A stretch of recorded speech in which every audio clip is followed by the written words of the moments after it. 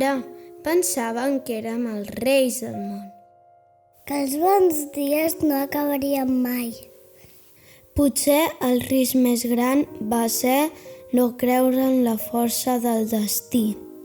O en què hi hauria dies sense glòria.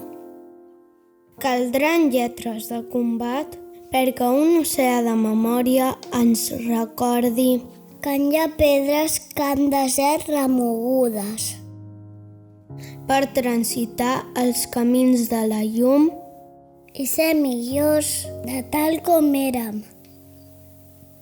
Tots junts, sempre.